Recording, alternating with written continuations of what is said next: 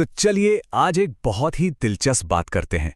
हम अक्सर शादियों को सिर्फ एक जश्न, एक सेलिब्रेशन की तरह देखते हैं, है ना? लेकिन क्या हो अगर हर एक रस्म, हर एक रिवाज के पीछे एक बहुत ही गहरा आध्यात्मिक और वैज्ञानिक कारण छिपा हो? आज की भागदौड़ भरी जिंदगी में ये सोचना बहुत आम है कि शादी की इतनी सारी रस्में, यार ये तो बस बहुत ज्यादा टाइम लेती हैं या फिर सिर्फ दिखावे के लिए हैं। लेकिन अगर हम अपने प्राचीन ज्ञान को देखें तो कहानी बिल्कुल अलग नजर आती है। वहां शादी को एक बहुत गहरा मिलन माना गया है, जिसका एक बहुत बड़ा मकसद है। ये सिर्फ दो इंसानों का नहीं, बल्कि दो आत्माओं और दो परिवारों का मिलन है। तो चलिए बिल्कुल शुरू से शुरू करते हैं, उस नींव से जहां ये पूरा समारोह होता है और इसकी शुरुआत कैसे होती है। तो पहली रस्म मंडप से ही शुरू हो जाती है, वही ढांचा जिसके नीचे बैठकर सारी रस्में पूरी की जाती हैं। और यहाँ कमाल की बात यह है कि कैसे आध्यात्म और विज्ञान एक साथ चलते हैं। देखिए, मंडप के जो 4 खंभे होते हैं वो हमारे जीवन के 4 लक्ष्यों धर्म, अर्थ, काम और मोक्ष को दिखाते हैं। और वहीं इसका जो खुला डिज़ाइन होता है ना, वो इसलिए ताकि ताज़ी हवा और पॉजिटिव एनर्जी का फ्लो लगातार बना रहे। इसके बाद आता है स्वागत समारोह, जिसे पौंखना भी कहते हैं। और ये सिर्फ एक वेलकम से कहीं ज्यादा गहरा है। ये रस्म एक तरह से एक साइकोलॉजिकल स्टेप है। ये इस बात का प्रतीक है कि आप अपना अहंकार पीछे छोड़कर विनम्रता के साथ एक नई साझा जिंदगी में कदम रख रहे हैं।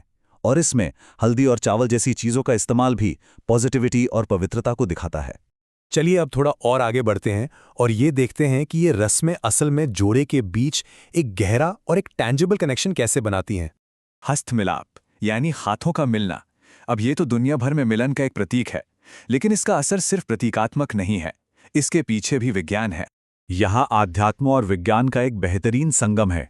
एक तरफ हाथ मिलाकर यह ऐलान किया जाता है कि अब से उनकी जिंदगी एक है, और दूसरी तरफ जब फिजिकल टच होता है तो हमारा शरीर भी एक बहुत शक्तिशाली हार्मोन रिलीज करता है, जो विश्वास और इमोशनल बॉन्ड को और गहरा कर देता है।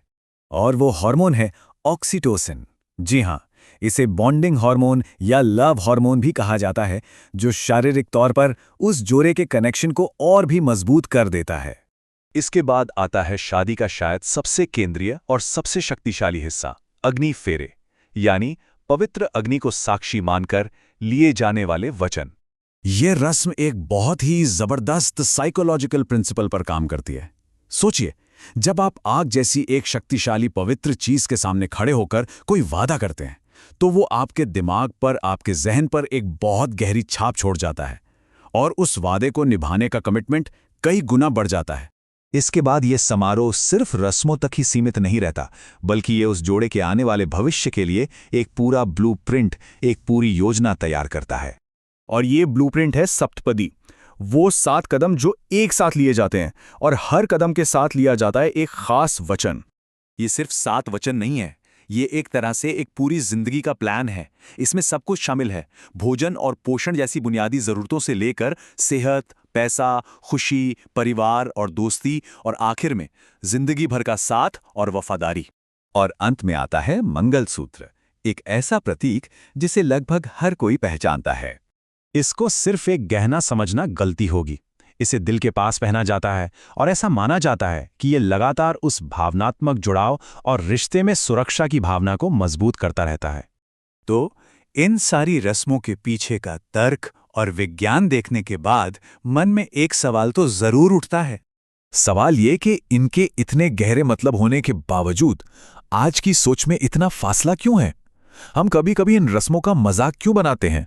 इसका जवाब शायद बहुत आसान है। मजाक इसलिए नहीं बनाया जाता कि ये रस्में पुरानी हो गई हैं, बल्कि इसलिए कि इनके पीछे का जो ज्ञान था, जो साइंस था, वो हम तक पहुंचते पहुंचते कहीं खो गया।